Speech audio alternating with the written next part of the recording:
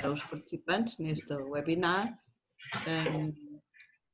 Vamos conversar durante sensivelmente 30 minutos, mais coisa, menos coisa, e depois no fim, se tiverem algumas questões que queiram colocar, estarei à vossa disposição para conversarmos um pouco. Se calhar olham para aí e acham um pouco estranho porque é que dilema está entre aspas. Eu não vou revelar agora, só mais à frente. Portanto, para já fiquei essa curiosidade. Só dizer-vos que, no fundo, este tema foi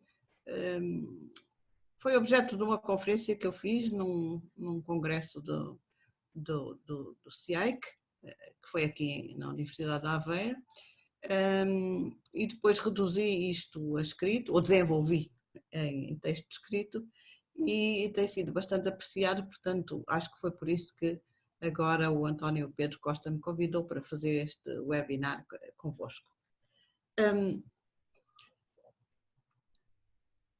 Neste slide, que está a investigação qualitativa e quantitativa, o que é que eu vos quero dizer? É que, embora neste âmbito da investigação do WebQDA se trabalhe mais com a investigação qualitativa e, portanto, os dilemas que eu irei apresentar são dilemas que têm mais a ver com as abordagens qualitativas, mas mesmo assim eu acho que é sempre importante nós pensarmos que a investigação qualitativa é investigação, ou seja, tem em comum algo com a investigação quantitativa, porque é investigação, há aqui um núcleo que é comum. E, portanto, alguns dos dilemas de que eu irei falar não são meramente específicos da avaliação da investigação qualitativa, mas também se colocam quando nós trabalhamos com abordagens mais quantitativas.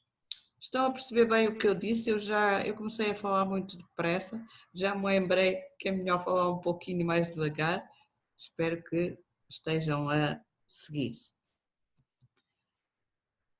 Ora, quando nós trabalhamos com abordagens qualitativas, trabalhamos muitas vezes na área das ciências sociais e humanas.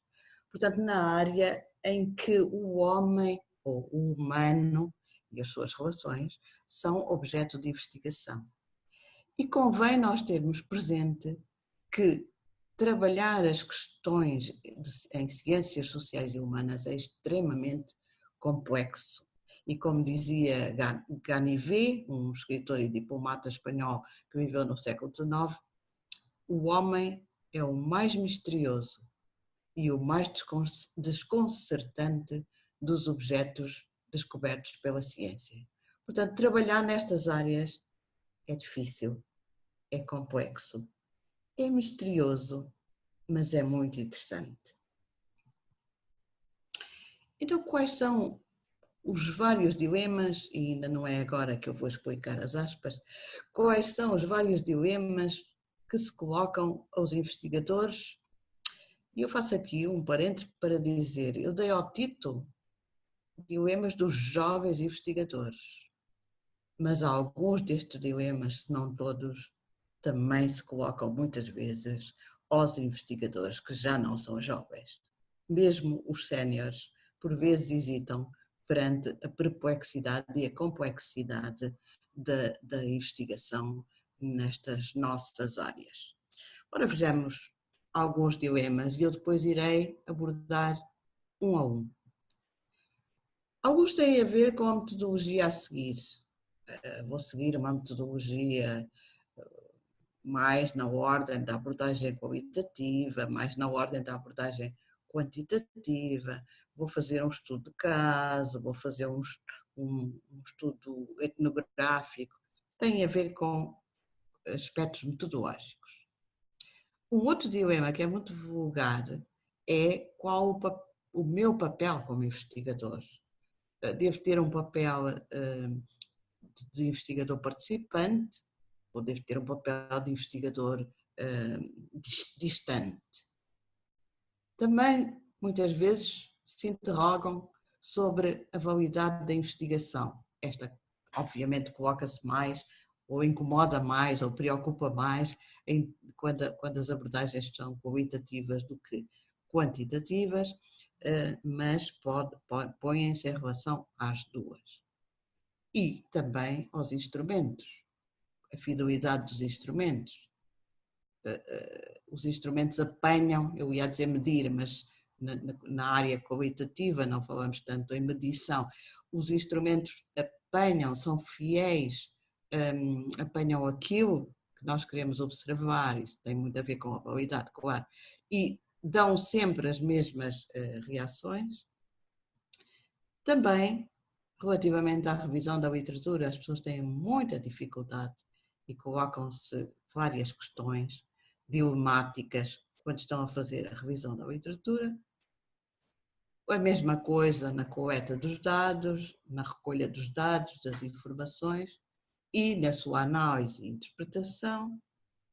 Relativamente ao trabalho também, na redação do trabalho, sentem dificuldades dilemáticas e na comunicação do trabalho, na apresentação do trabalho às outras pessoas, porque os nossos trabalhos não devem ficar no papel metidos numa biblioteca, mas têm que ir para o exterior, têm que ir para além de. E o mesmo se coloca relativamente a questões éticas. Isto foi só uma primeira apresentação, eu depois voltarei a estes dilemas para os abordar um a um. Tá, ia aparecer um risco, não sei o que é, não tinha, mas pronto, não devia lá estar, não sei o que é. E porquê é que eu me lembrei de tratar este tema, dos dilemas aos problemas? Primeiro porque eu também tenho experiência de ter começado a fazer investigação. No final dos anos 70 e no início dos anos 80, fui doutoranda na Inglaterra e tive várias situações em que não sabia por onde é que havia de ir, sabia de ir por um lado ou sabia de ir por outro. Portanto, eu própria tenho esta experiência de ter vivido situações dilemáticas. Mas como orientadora de mestrandos e de doutorandos, e tive vários, fui muitas vezes confrontada com estes sentimentos de perplexidade que os meus alunos me apresentavam e que traduzo nesta imagem. Muitas vezes eles chegavam e diziam: professora, me ajuda, que eu estou perdido ou estou perdida. Porquê? Porque se encontravam numa encruzilhada e não sabiam de ir por A ou por B. Então, o que é um dilema? Ora bem, aqui temos um pequeno problema e temos que tentar perceber realmente o que é que nós entendemos por dilema. E há dois sentidos. Há o sentido comum, que nós normalmente utilizamos na nossa linguagem comum, e há o sentido verdadeiro.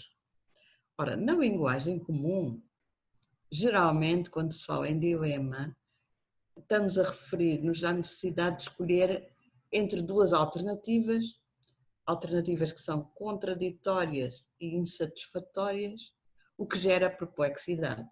E essa era a ideia que estava na imagem anterior. Professora, me ajude, que estou num dilema, por onde é que eu vou? Vou por aqui ou por ali? Temos duas alternativas.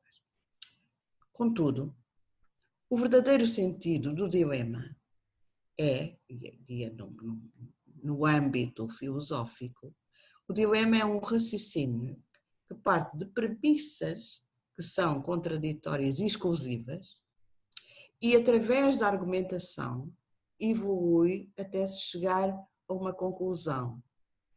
E a conclusão não é nem A, nem B, ou seja, não é nem a premissa A, nem a premissa B, mas resulta em C, que é algo que é uma construção a partir de elementos de A e de elementos de B. E agora, acho que já perceberam porque é que eu coloquei dilema entre aspas. É porque estou a utilizar dilema no sentido comum e não no sentido verdadeiro filosófico. E eu vou-vos confessar uma coisa. A primeira vez que eu apresentei esta problemática, eu não tinha dilema, entre aspas. Mas nós, quando nos apresentamos, estamos sujeitos a críticas. E uma das críticas que eu recebi foi que não, dilema não é isso, dilema é um raciocínio, portanto, a segunda acessão, a filosófica, e eu achei que a pessoa tinha razão. Então passei a utilizar as aspas e naquilo que tenho escrito tenho explicado porque as aspas, tal como estou a fazer aqui convosco. E o problema? O problema é mais fácil. O problema não tem dois sentidos. O problema é uma dificuldade ou é um obstáculo a vencer, é uma situação a ultrapassar, no nosso caso de investigação, a ultrapassar através do pensamento, da discussão e da decisão.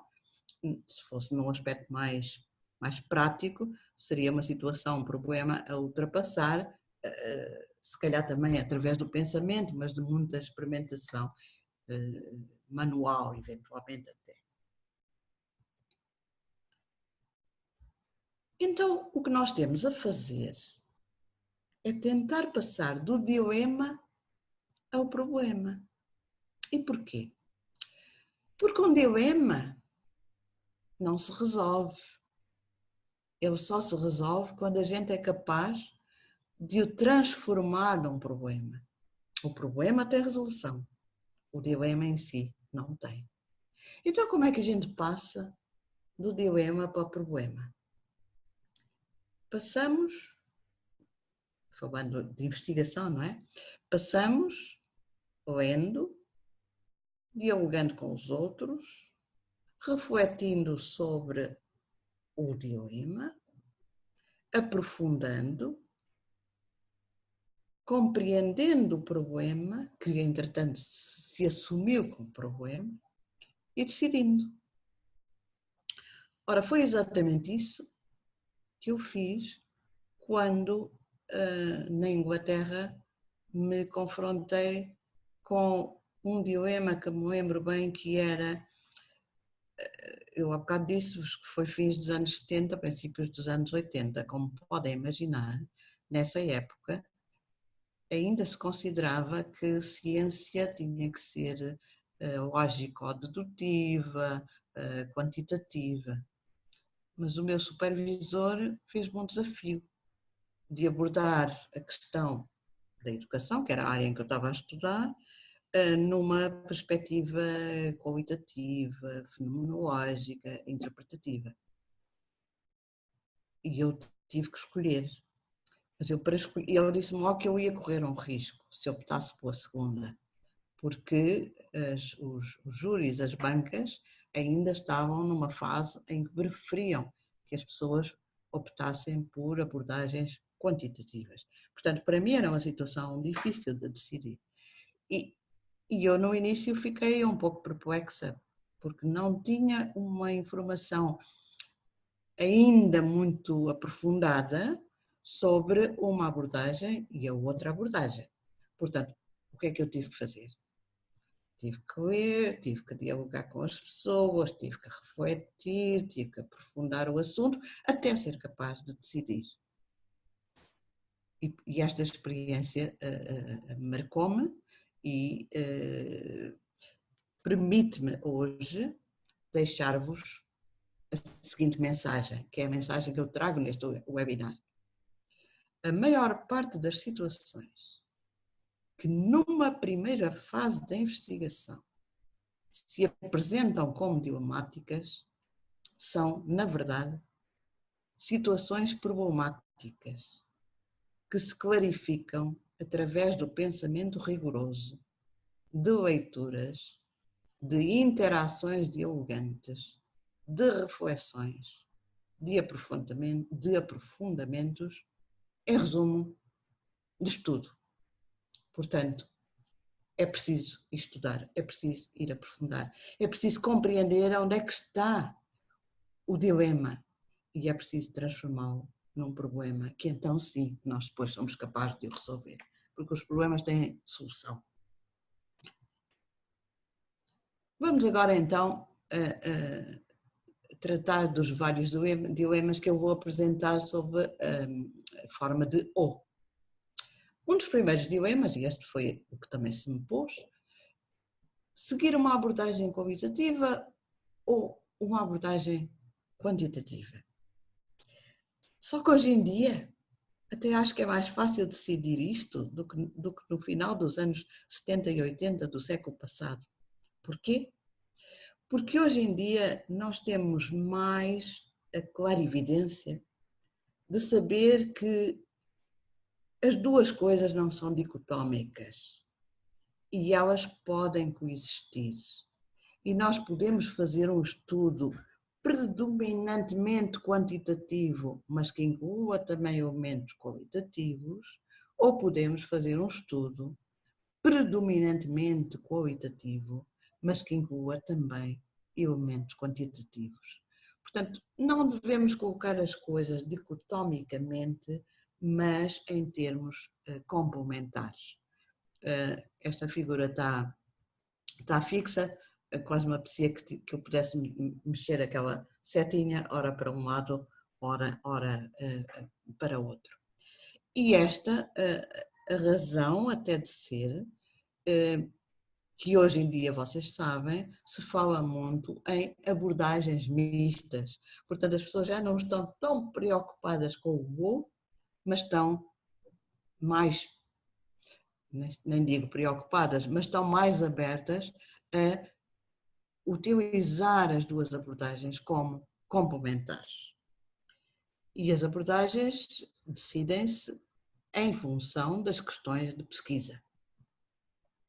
Aliás, Guba e Lincoln, dois autores que são de referência para quem trabalha com abordagens qualitativas, eles próprios, em 1988, já diziam que a distinção não é tanto uma distinção de paradigma qualitativo ou paradigma quantitativo, porque estas duas dimensões são ortogonais, ou seja, as duas metodologias, as duas abordagens podem interagir, podem complementar-se.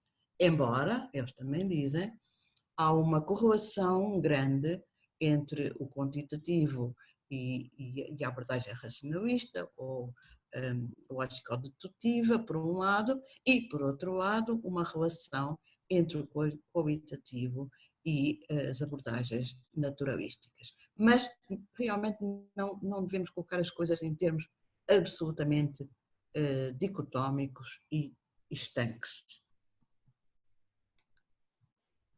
Um outro dilema é: a abordagem é científica ou não é científica? Quer dizer, aquilo que eu estou a fazer é ciência? E essa é a questão do que é ciência. E Bronowski, um matemático e um biólogo inglês do século XX, tem esta frase que eu acho que é muito importante para nós. Esta é a essência da ciência. Faça uma pergunta impertinente e cairá no caminho da resposta pertinente. Ora bem, o que está aqui em jogo é que a essência da ciência é a nossa capacidade de questionar. Questionar tudo.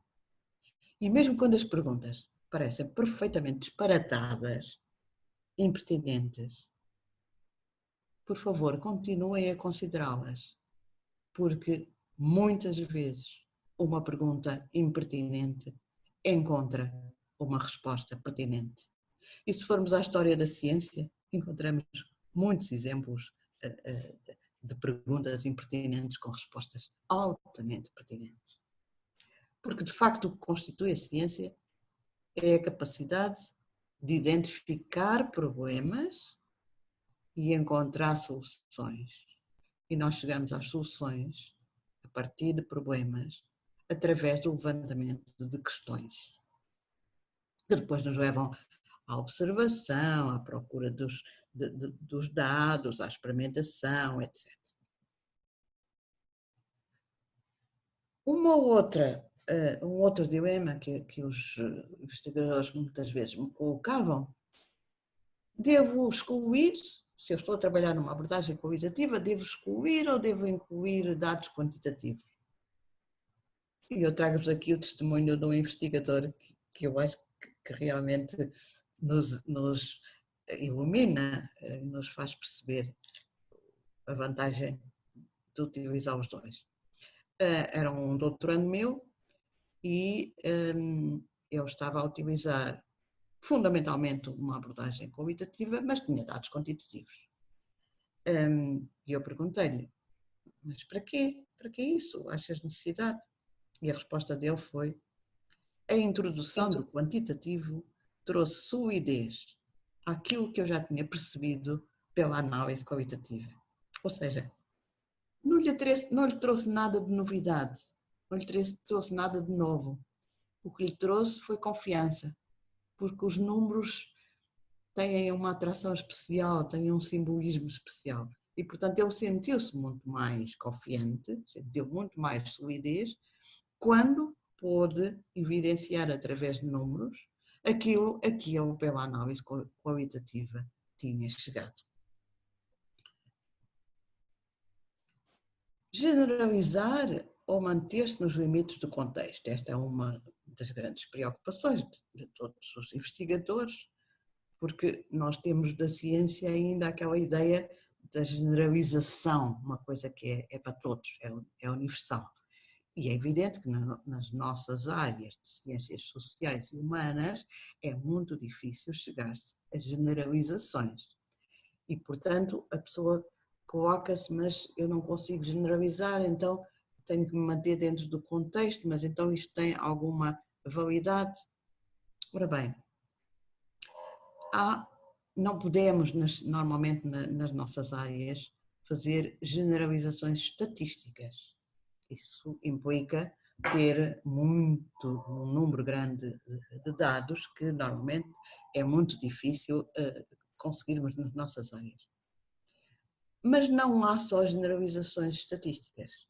Há aquilo a que INE se chama de generalização analítica, ou seja, nós fazemos generalizações, são generalizações mais limitadas que as estatísticas, mas são generalizações que têm solidez e fazemos-as como?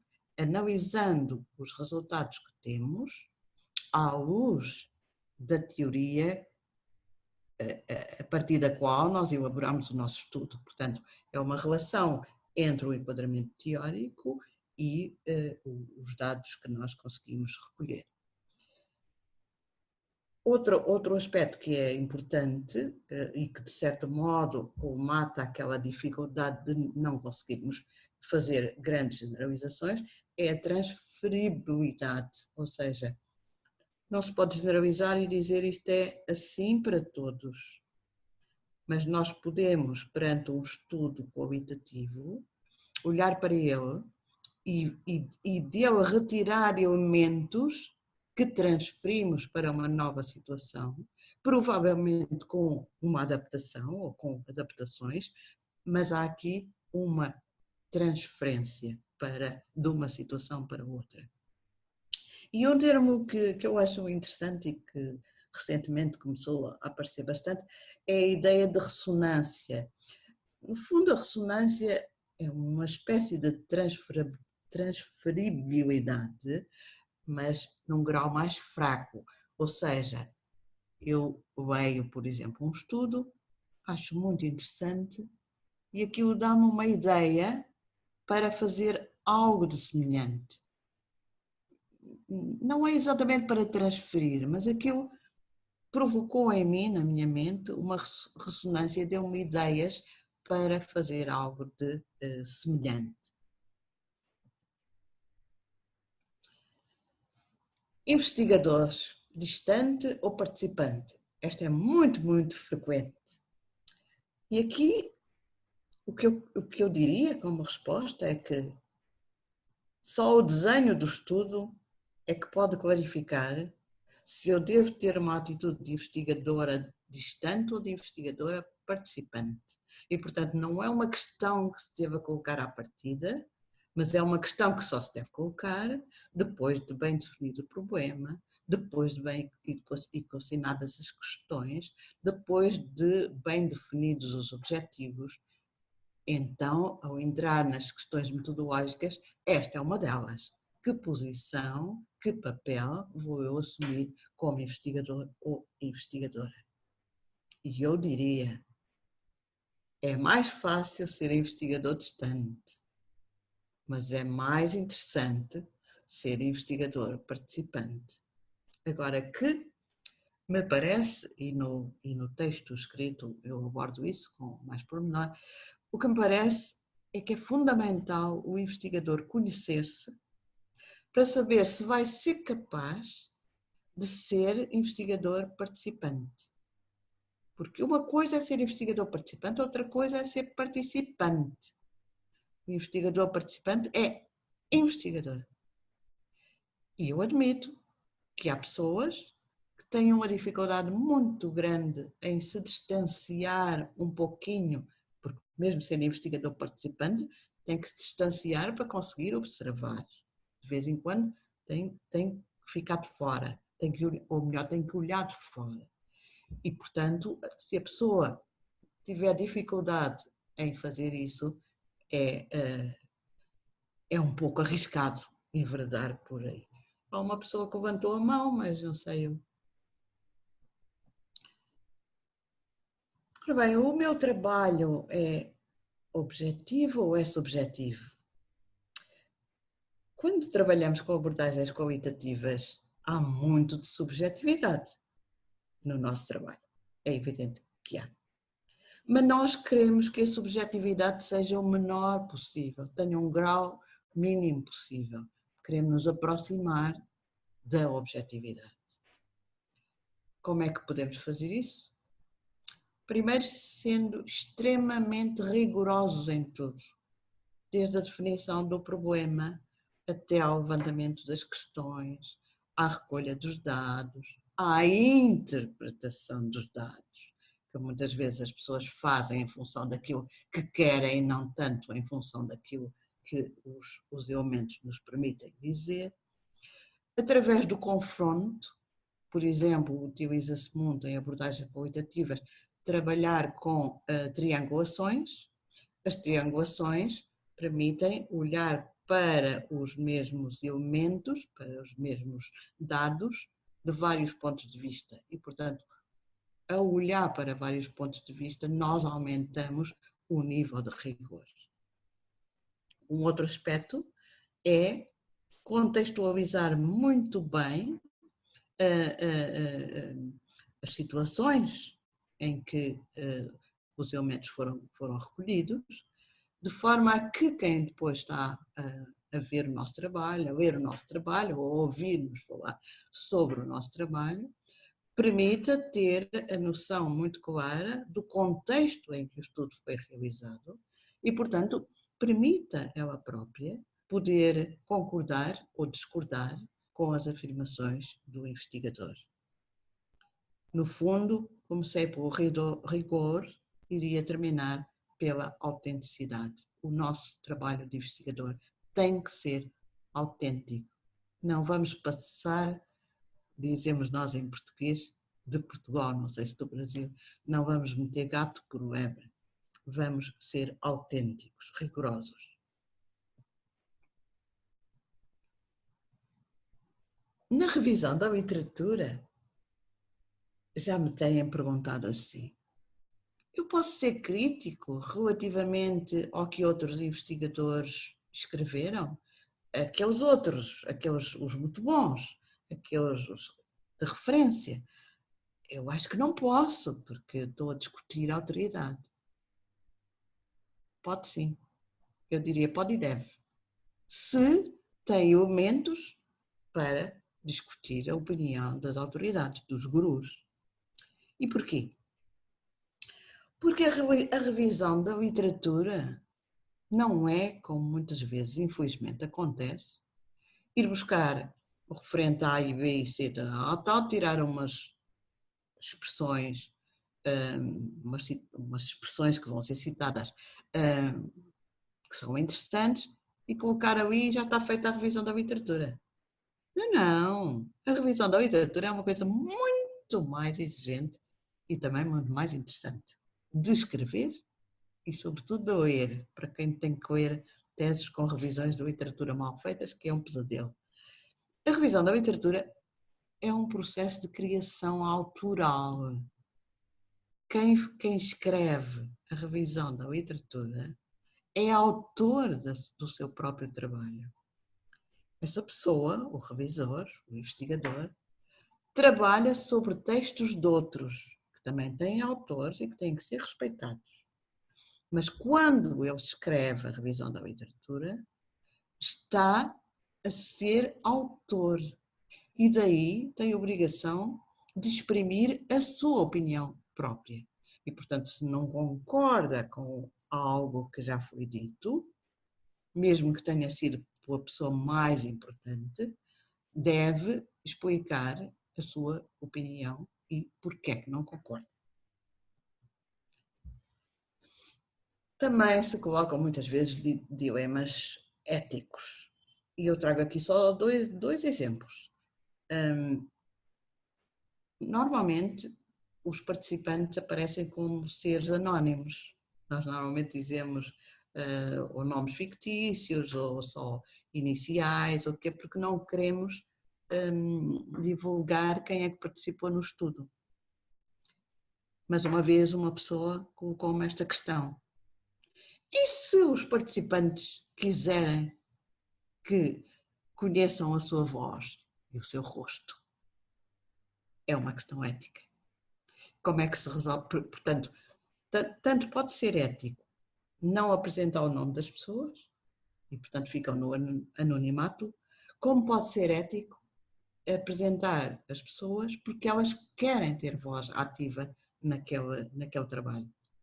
Então, como é que se resolve isto? A maneira mais fácil de resolver isto é, obviamente, falar com as pessoas, dialogar, perguntar-lhes, saber quais são as suas intenções. Uma outra questão que muitas vezes colocam é se devo revelar ou omitir os dilemas porque passei. E as pessoas muitas vezes acham que é melhor não dizer que passei por isto, até têm vergonha. Eu sou de opinião contrária, não tenho nada que ter vergonha porque todos nós passamos por situações semelhantes. E o facto de explicarem os dilemas pelos quais passaram e como os resolveram pode ser extremamente útil para futuros investigadores. Isto são só dois exemplos, obviamente poderia apresentar muitos outros. Mas também se colocam dilemas relativamente à escrita e, fundamentalmente, poderei sintetizá-lo da seguinte maneira: muito descritivo e explicativo ou sintético? Sónia, estou a demorar um bocadinho mais, não tem importância? Não tem problema, professora. Se os participantes concordarem, continuamos. Eu já estou a aproximar do final, mas o tempo que necessitar, sem problema. é capaz de ir mesmo aos 40. Não faz mal. Portanto, uma das questões é muito descritivo e explicativo ou sintético? E as teses tendem a ser muito descritivas e explicativas, algumas com 700 páginas, o que acho um horror, teses de doutoramento com 700 páginas. Eu sou muito mais apologista de textos mais enxutos, mais joeirados, como dizem os brasileiros, mais sintéticos. E por isso trouxe-vos para aqui o que eu acho que são as características do texto académico. Coesão e coerência de ideias, coesão linguística das palavras, portanto bem escrito, agradável de ler, e coerência de ideias. Com uma intencionalidade explícita. Quem lê algo gosta de saber qual é a intencionalidade daquele texto. E também faz muito bem, ou à pessoa que está a escrever, definir claramente qual é a sua intencionalidade. E depois, relativamente ao ser muito pormenorizado ou não, eu diria colocar a informação pertinente, aquela que for pertinente tem que estar lá. mas só aquela que for pertinente. Não colocar coisas exageradas. Fazer uma articulação através do processo de intertextualidade, ou seja, ligar o nosso texto com outros textos, ou ligar o nosso texto com outra coisa que foi dita mais atrás ou que foi dita mais à frente. Por exemplo, o caso de eu não vos ter logo explicado porque é que tinha posto aspas em dilemas, mas alertei logo para o problema, mas depois só expliquei mais à frente. O texto deve mostrar evidência do rigor das análises e das interpretações e, muito importante, deve revelar a vivacidade da escrita. Deve fazer com que eu, ao lê-lo, não queira parar, queira continuar a ler porque está-me a interessar, porque é vivo, porque atrai a atenção. E quando se chega ao fim e a gente começa a pensar que se calhar não contribuiu muito para o conhecimento, e começamos a pensar que se calhar é mais um estudozinho, muito contextualizado, que não vai servir para nada, ninguém vai ler. Ora, eu aí queria chamar-vos a atenção para a importância das sistematizações. É muito importante que os estudos terminem com umas boas sistematizações, curtas, porque é isso que fica. E que vai permitir depois fazer meta-análises. E meta-análise, portanto, é uma análise sobre estudos feitos. Começou por ser muito utilizado em estudos quantitativos, é muito utilizado em medicina, nomeadamente no que tem a ver com tratamentos e com medicamentos, inclui muitos estudos, centenas, milhares de estudos para se poder chegar a uma conclusão e, portanto, não se adapta aos nossos estudos qualitativos. Fazer uma meta-análise sobre estudos qualitativos não é muito apropriado no sentido correto de meta-análise. E por isso utilizam-se outras designações, nomeadamente meta-etnografia, mas há outras. Já respondi à pergunta que está aí. Então, qual é a diferença entre uma coisa e a outra? É que a meta-análise tem uma lógica replicativa. Analisa-se o estudo A, mais o estudo C, mais o estudo B, mais o estudo C. Portanto, tem uma lógica replicativa, uma lógica de extensão. Somam-se os estudos para se poderem tirar conclusões. E o contexto não interessa muito. Portanto, abstrai-se do contexto. Enquanto que na meta-etnografia há uma lógica interpretativa, não se somam os estudos, leem-se os estudos, analisam-se os estudos, reconfiguram-se os estudos para uma meta. E, portanto, não é numa lógica de extensão, mas numa lógica de profundidade. Tem que se aprofundar muito os estudos, tem que se ler com muita profundidade.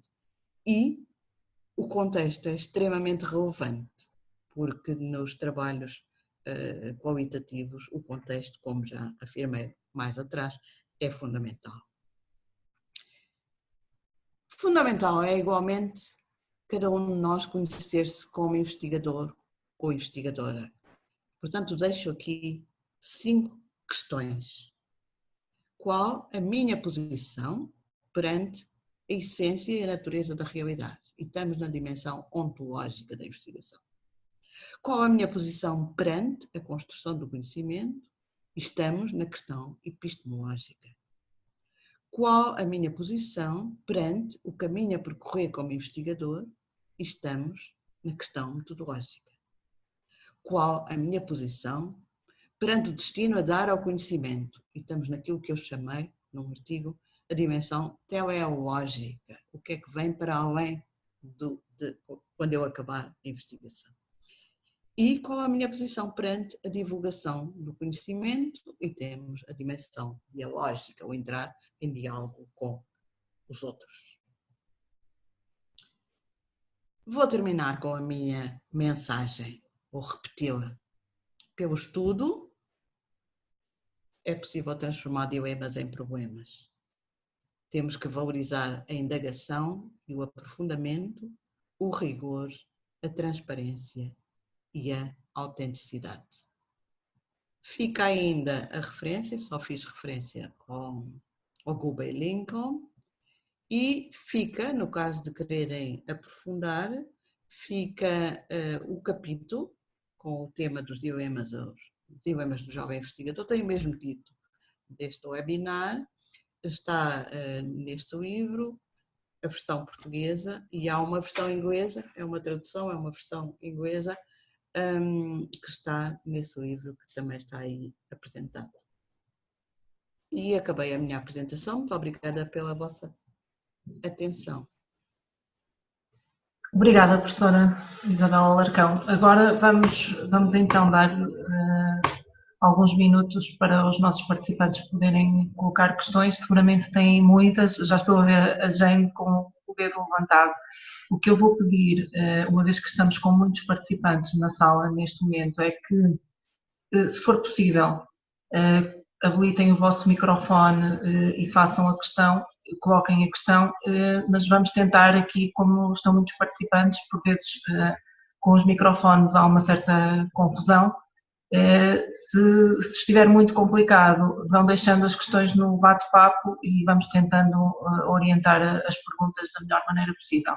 Eu, se calhar, dou a palavra à Jane, porque penso que já tenho o microfone habilitado. Se quiser, Jane. Então, primeiro, queria agradecer a professora Isabel Alarcão, que é sempre um prazer ouvi-la, né? Sempre esclarece várias coisas que passam pelos nossos dilemas enquanto pesquisadores. Mas eu queria acrescentar um dilema a essa apresentação, a esse estudo e a esse texto que eu acho que é muito pertinente hoje, que é a questão que nos afeta todos os dias, que é a questão da produtividade. Eu acho que é um dilema para nós investigadores, porque que está muito relacionado, né, a questão do problema. A Saviane fala lá, né, que o problema é algo que a gente precisa, é uma questão que a gente não conhece, precisa conhecer, mas até que ponto, né, esse dilema está muito relacionado à validade dessa questão para o campo, para a nossa área científica, para o nosso campo de estudo. Então, assim, essa questão da produtividade acho que mexe muito com todos esses dilemas aí. Penso que um outro dilema que é muito forte, pelo menos eu tenho visto e vivido a experiência enquanto orientadora na pós-graduação, é a questão realmente da escrita, que foi um dos últimos dilemas colocados. Eu acho que, para além de identificar o problema, a metodologia, porque eu acho que hoje nós temos muitos referenciais em relação à metodologia, muita coisa sistematizada que ajuda no design da pesquisa, mas a questão da própria escrita do pesquisador. Eu acho que esse é um dos dilemas mais problemáticos hoje que nós temos, porque os alunos os pesquisadores ficam muito confusos de como começar o texto, como começar a discussão, como que trata de fato, como que traz esses dados de forma escrita, de uma forma que seja aquela escrita que a gente sabe que flui, que convence o leitor, que convence os outros pesquisadores. Tá? Falhou? Hoje é um dos principais dilemas e problemas da investigação, é a escrita.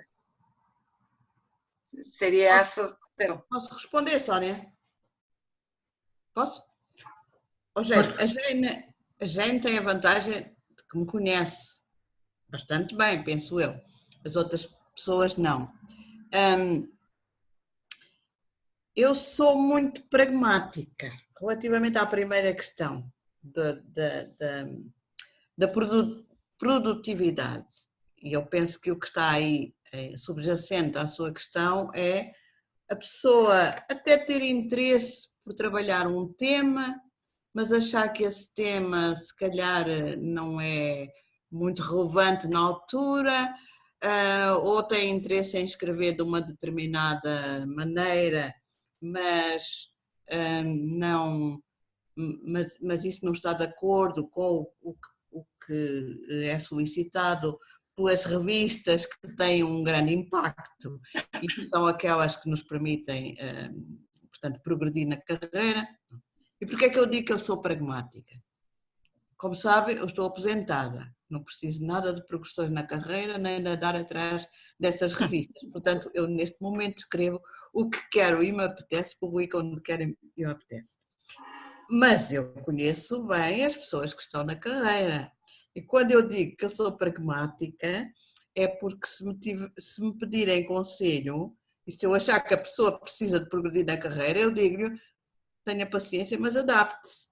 Ou eu acho que é melhor adaptar-se. Mas isto sou eu, não é? Também respeito igualmente, se calhar até respeito mais, as pessoas que, vou utilizar uma expressão idiomática, que estão nas tintas, que não ligam a essa questão e, portanto, que abordam os temas que lhe interessam, publicam onde lhe interessa. Mas compreendo muito bem aquelas que querem adaptar-se. Relativamente à questão da escrita, as pessoas têm muita dificuldade em escrever. Eu acho que uma das dificuldades é porque não... Para escrever bem é preciso ter um tempo de maturação. E muitas vezes há deadlines e, portanto, as pessoas acabam por não ter esse tempo de maturação.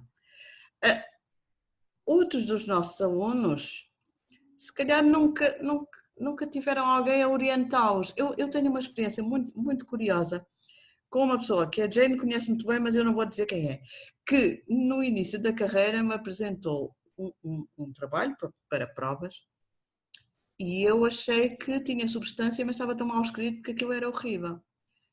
Eu, por acaso, dei-me ao trabalho de, digamos, umas 20 páginas ou quê, refazer-lhe o texto. E dei-lhe e expliquei. E disse, agora fazes tu. E essa pessoa fez. Portanto, às vezes é preciso dar assim um jeitinho. Portanto, eu diria, é uma questão de tempo e maturidade, é uma questão de também dar uma ajuda nas fases iniciais. E hoje em dia há muito, eu durante um tempo ria-me disso, mas agora já nem me rio, que é sessões de escrita académica, para ensinar as pessoas a escrever textos académicos. É uma hipótese. Penso que sim, penso que sim. Sónia, está a olhar para os bate-papos, há ali muita coisa do WhatsApp, mas eu não estou a ver. Só sim, a Rebeca, a Ângela, que está connosco desde a Argentina, e a Tânia colocam uma questão, que é, gostaria que nos desse um exemplo entre as dimensões meta-análise e meta-etnografia. Não sei se, assim, só por esta descrição... Sim, eu percebo. Um exemplo assim de um artigo, por acaso neste momento até nem tenho, mas vou explicar.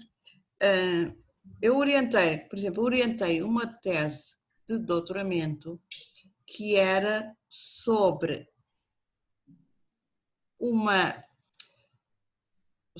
reflexão meta de uma série de estudos sobre a interação verbal em sala de aula. Cada um desses estudos tinha um contexto específico. Portanto, não se podiam somar aqueles estudos e utilizar números para se fazer uma meta-análise. O que se podia era olhar cada um daqueles estudos em profundidade, perceber o contexto em que tinham sido realizados, perceber o que é que tinha resultado e depois fazer uma interpretação meta, ou seja, uma interpretação sobre esses estudos, no sentido de se chegar a algumas conclusões,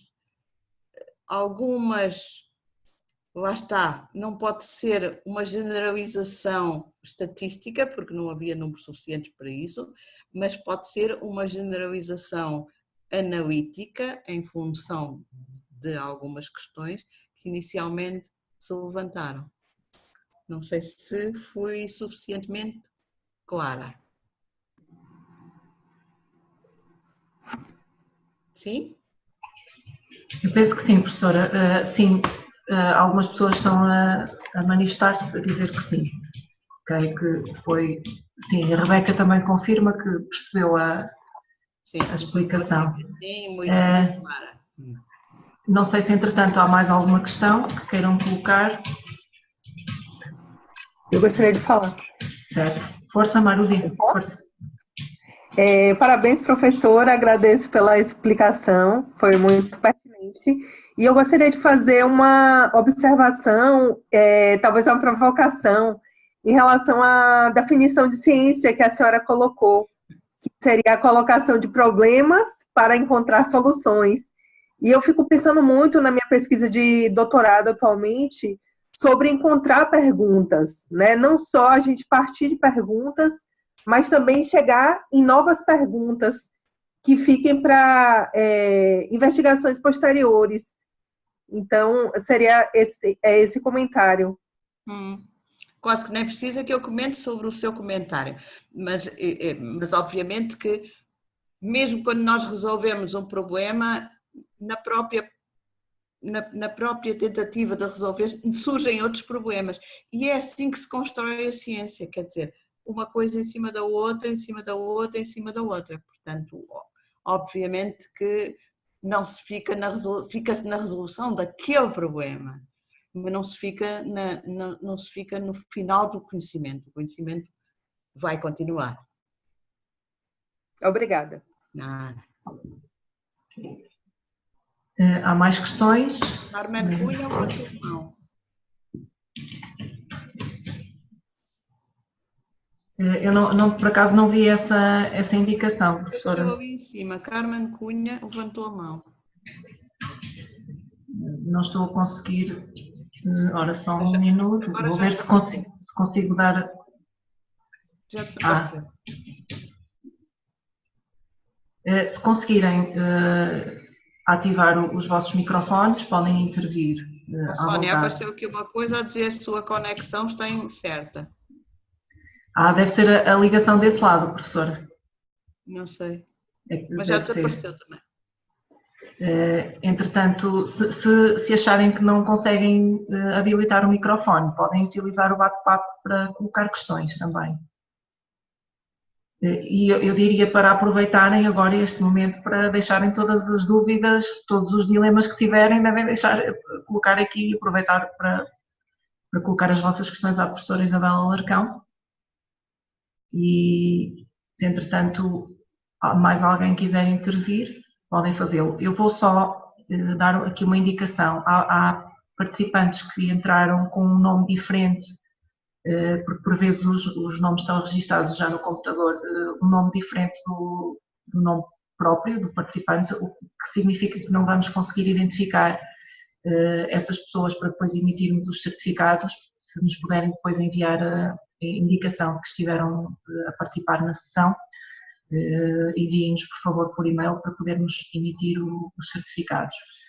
Entretanto, não sei se mais alguém quer intervir, colocar alguma questão ou fazer algum comentário.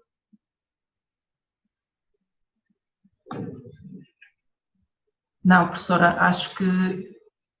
Ora bem, temos aqui alguns comentários. A Jacqueline diz que a apresentação foi bastante objetiva e clara. E temos os agradecimentos habituais. Nós também agradecemos a todos a participação. Como eu disse no início, também para quem não estava presente, vamos ter alguns webinars nas próximas semanas. Temos um webinar já no dia 26 sobre translação do conhecimento para a clínica, dinamizado por um grupo de investigadores da Escola Superior de Enfermagem de Lisboa. Temos também um webinar no dia 3 de maio, dinamizado pela professora Isabel Pinho, sobre revisão sistemática da literatura. Temos vários cursos, um sobre análise de dados visuais, com a professora Ana Isabel Rodrigues, cursos do próprio WebQDA. E não se esqueçam também, eu sei que há aqui vários participantes que irão estar provavelmente no CIAIC. Temos o WebQDA Day também com uma palestra da professora Cecília Minaio, que vai acontecer no dia 10 de julho. Portanto, estejam atentos, nós vamos enviar essa informação no e-mail que seguirá depois desta sessão. Enviaremos também a gravação. E, professora, temos uma lista de agradecimentos no bate-papo. Obrigada, eu já estive a olhar. Eu também quero agradecer em meu nome e da equipa do WebQDA a professora Isabel Alarcão por se ter disponibilizado para dinamizar esta sessão. Obrigada, professora, e espero vê-los a todos em breve. E obrigada pela partilha de conhecimentos. E se tiverem alguma questão para nos colocar, podem fazê-lo através do nosso e-mail, através do site, utilizar todos os nossos contactos e estaremos disponíveis para responder às vossas dúvidas. Professora, Então, não sei, se calhar fazemos as despedidas. Obrigada. Bom fim de semana. Obrigada, igualmente. Deus. Até breve, obrigada. Agora, como é que sai daqui?